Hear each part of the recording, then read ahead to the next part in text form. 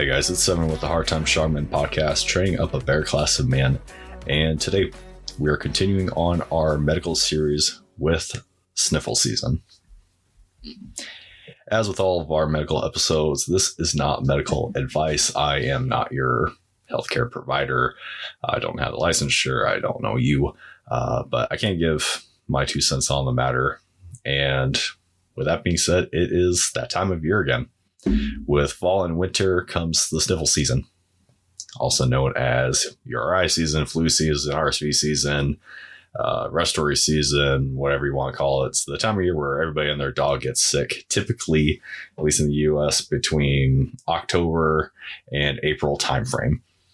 And severity can range from as mild as the common cold to as severe as a bad bout of pneumonia. While the viruses that cause these infections can get you sick at any time during the year, they're more prevalent during these months. That's why it's, at least in healthcare, we gear up for it. We know it's sniffle season. We know everybody's going to be coming in with the same sort of stuff going on. And especially as a parent, you know that whether your kid's in sports or daycare or school, everybody's going to get sick and everybody is going to pass on to everybody else. So, touching on our more at-risk population. So these are people that you can expect to get the brunt of this season of these viruses and other bugs going around. The very young. So newborns out to 6 months of age, pregnant moms, the elderly, talking about 60 plus years old, the immunocompromised. So those with autoimmune diseases, are chemo patients, cancer patients, anybody who is, or our transplant patients, anybody who has a immune system that's already working overtime, those guys are going to get hit really hard. And those are a population with underlying medical conditions. So especially people with history of like COPD, which is chronic obstructive or pulmonary disease rather, our asthma patients, our smokers, people with lung cancer, heart disease, all that stuff. The big contenders, the big pathogens, the big bugs in the season is the common cold, the flu, RSV, along with strep and ear infections are tied together in the season. And consequently, those are going to be our focus for today. So the common cold. The common cold is an infection of the upper respiratory tract, which can also be called an upper respiratory infection. It is viral. It's caused by a virus. So that being said, it is self-limiting. The virus will do its work and then it'll be gone. It's not as easy as throwing somebody on an antibiotic and calling it good. They just kind of have to ride it out. Your symptoms will typically last, a week or less. And you're looking at just the hallmark symptoms: nasal congestion, drainage, sneezing, coughing, sore throat, headache, body aches, fever. Complications that can arise with the common cold are ear infections, sinus infections, bronchiolitis or bronchitis. So bronchiolitis is an infection of the small airway and bronchitis is the infection of large airways, or pneumonia, which is an infection of the lungs. The cause. So the common cold is typically caused by rhinovirus, parainfluenza virus, adenovirus, enterovirus, etc. Viruses. It's caused by viruses. It's spread by droplets or direct contact. So droplets, infected people spread infection through the water droplets when they cough or when they sneeze. So these very small droplets can be inhaled when we're breathing or just after touching an infected surface or a person. That being said, prevention. If you're around sick people, wear a mask. But as with anything, wash your hands and don't touch your face. I'm going to say this prevention-wise for pretty much all of these. I'm going to say a lot. Because you can wear a mask to protect yourself from inhaling these droplets. You can avoid infected people or people who or sick. But if you don't have the habit of washing your hands and not touching your face, it doesn't matter what season you're in. You're going to get sick. Your eyes, your ears, your nose, your mouth. All of these are highways into your body where bugs can get in and make you sick. With infections, if you cut out the middleman, which is you're already doing better than the vast majority of the population. Because think about it, right? So droplet precautions. So washing your hands, because we're touching everything that you're touching essentially is a fomite, is something that can hold those pathogens, hold those droplets, those things that get you sick. And then, so say you're at work, you're typing on your computer, you don't know who was at your computer before you were. They could have been sick, they could have coughed, they could have touched a doorknob or something. You could have touched a doorknob or a book or paperwork or whatever, right? Went typing on your keyboard, and then you go and you scratch your nose. You just introduce pathogens from your keyboard to your nose. So 2 very simple habits that go a long way no matter the season. Moving on. So the flu. The flu is a respiratory infection caused by the influenza virus. So symptoms pretty similar to the common cold. We have, more of the hallmark fever and chills. You have cough, your nasal congestion and drainage, body aches, headache, fatigue, nausea, vomiting, diarrhea. So this is a much uglier bug. Your complications can be pneumonia, myocarditis, so inflammation of the heart, multi-organ failure, sepsis, not good things. Caused by the influenza virus, which we already talked about. And with that, guys, bugs that are caused by a virus are self-limiting, right? So the virus does not intend to kill the host. That's not good for business, right? So the bug will get you sick, you recover, you're good to go. That's also why it's important to just ride out symptoms, right? You can't throw an antibiotic at it and call it good. You've got to ride it out. So things that help you ride it out better, if you're physically active, if you have a good diet, if you're staying hydrated, all those good things. It is spread by droplets. So once again, infected people, cough, sneeze, send that out to the air. Those droplets get on doorknobs, on keyboards, on phones, and then people touch their face and they get sick. So prevention, wash your hands, don't touch your face, don't hang out with sick people. If you need to wear a mask, if you are in a setting, a school, healthcare setting, where people are coughing, sneezing all the time, then wear a mask, helps protect you against droplets. RSV, so respiratory syncytial virus. So it is caused by the respiratory syncytial virus. Go figure. This one is more dangerous to our younger population and our older population. So symptoms: nasal congestion, drainage, sneezing, coughing, wheezing, decreased appetite, and fever. Complications can be bronchiolitis and pneumonia. With all of these, especially here when we're talking about our babies, worsening symptoms, decrease in our I's and O's, our inputs and outputs. So if we have a decreased appetite, if we have less wet diapers, that kind of thing, difficulty breathing, these are all ER precautions. Get seen somewhere, go to the ER, get baby checked out, because those are not good signs. Also spread by droplets. As with all of these, wash your hands, don't touch your face, but especially with our little ones, try to avoid these superpopulated areas and sick people. For the love of all that is good, don't let randos kiss or touch up on your baby, right? So in some cultures, some people, they're really handsy with babies, they want to love on babies. I get that.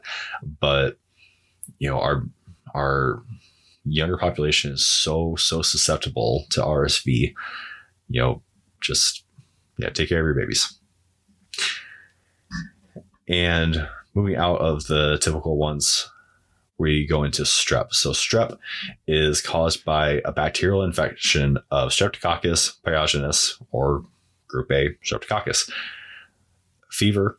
So some of these are more typical, some of these are more atypical, we'll talk about. So symptoms: fever, sore throat, painful swallowing, red or swollen tonsils, white patches or pus streaks on the tonsils, red spots in the roof of the mouth.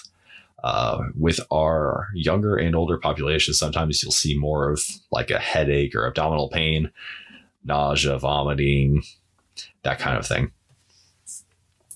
Complications: this can lead into ear infections, sinus infections, abscesses in the throat, or rheumatic fever. That's if it's been going for a good long while. But if you get strep, you're going to know that sore throat is a monster. And this is also spread through droplets, through direct contact. So this lives in the throat. So droplets by coughing or wherever else, that just sends out into the air. It's pretty self-explanatory. Wash your hands, don't touch your face. This podcast is sponsored by Blackbeard Firestarter. Blackbeard Firestarter has been our first choice in Firestarter since they introduced their Firestarter rope years ago. Blackbeard offers their fire starters, their fire plugs, arc lighters, ferro rods, stormproof matches, everything you need to get a fire started. Their products are made right here in the US, wind and waterproof, have an insane burn time. They're basically dummy proof.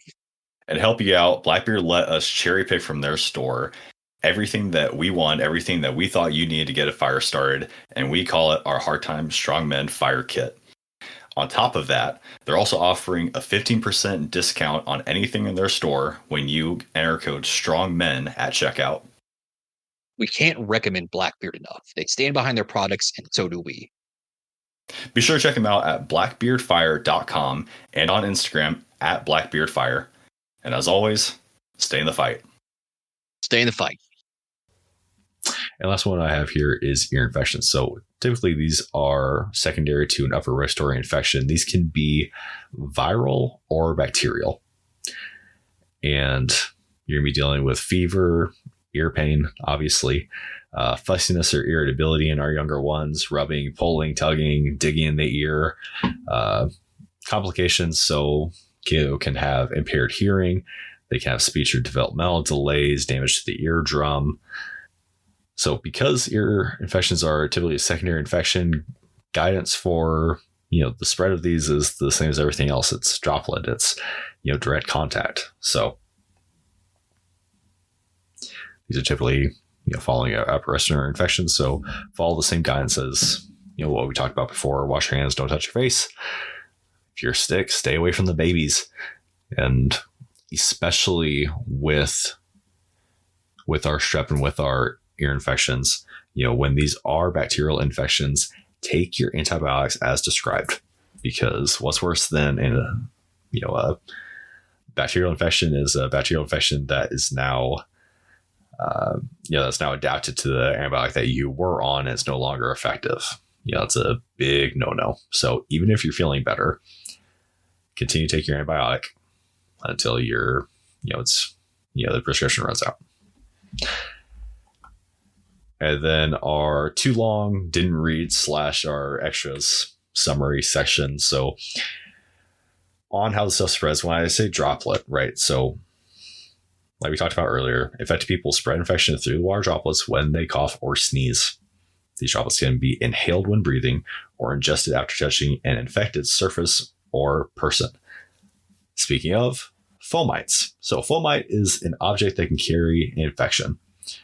So doorknobs, utensils, doors, windows, tables, cars, film, like any object you can think about coughing on or sneezing on can be a fomite. And a vector is a living organism that carries disease. So your grandma, grandpa, your disgusting niece or nephew, that one kid at the park, your kids, your dog, you, your spouse, whoever is currently sick at the time and is who is spreading that pathogen. They are a vector. How not to get sick. Pro tips: wash your hands and don't touch your freaking face. Washing your hands eliminates fomites and prevents vectors passing on any pathogens. Not touching your face does the same thing. So, talked about those pathways into your body. So your eyes. So any any mucous membrane. Okay. So your ears. Your ears are going to lead directly into your into your body, right? Your eyes. Once again, that mucous membrane can go right in there. Your nose, obviously. Your mouth, obviously. So a great example. So I've got a 2-year-old and a 5-year-old. What does the 2-year-old and 5-year-old do every time that they, cough or sneeze? Half the time they don't cover their cough, for one, but two, if they sneeze, they rack their arm or their hand across their nose and they just spread all that mucus crap all over their face, and then it's, oh, gross. So they wipe their pants or whatever they're playing with. It's kids are disgusting, and you have to think that when someone's sick and they're get all that mucus going on, they're coughing or whatever, all that is going to get you sick if your immune system isn't up to par. So wash your hands, don't touch your face, start early, do it often, especially the touching the face part. That is so easy to avoid. And when to go to the ER. So we talked about this a little bit earlier, but when your symptoms get worse, if they go on for a week or more, if you have difficulty breathing, if you see a decrease in your inputs and outputs, so if you have decreased appetite, not drinking as much water, or your patient, if they're not going to pee as much, or you have less wet diapers, that's a problem. Especially the difficulty breathing, though, because pneumonia is something that can really sneak up on you. But once again, we're not giving medical advice here. I'm not your medical provider. If you're worried about you and yours, though, get seen somewhere. Use your gut. This is just a PSA. Just our 2 cents on the matter, because we are in respiratory season. And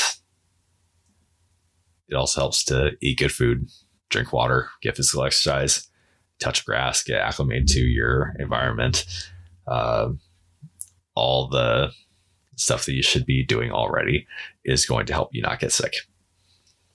So, guys, I know it was a little bit of a shorter episode today, but I want to talk about sniffle season because we're right in it. My clinic is getting slammed by sick kids every single day, so I know that y'all are probably getting slammed too at home. But just some simple things to help you out. But hope y'all are doing well. And until next time, for the Hard Time Shaman podcast, check up a better class of man. Stay in the fight.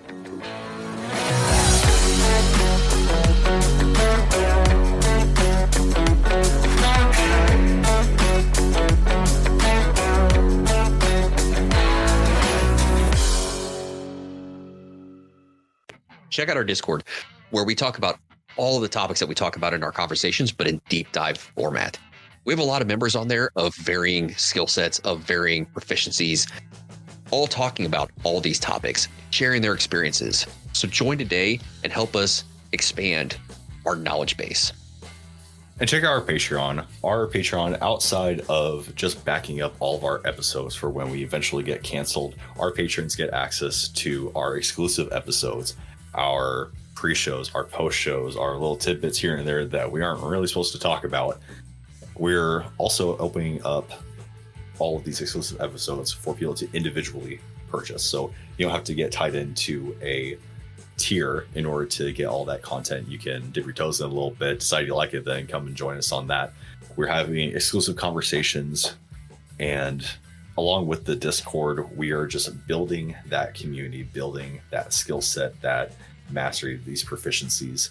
And this, outside of our sponsor, is what's keeping the lights on and keeping all of this information, all these classes rolling for you guys. So make sure to check out our Patreon. And one last thing, guys, the world is better with you in it.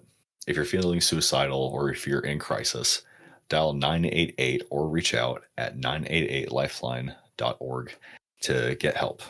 Someone's always on the line. So if you need a lifeline, remember 988. Stay in the fight. Stay in the fight.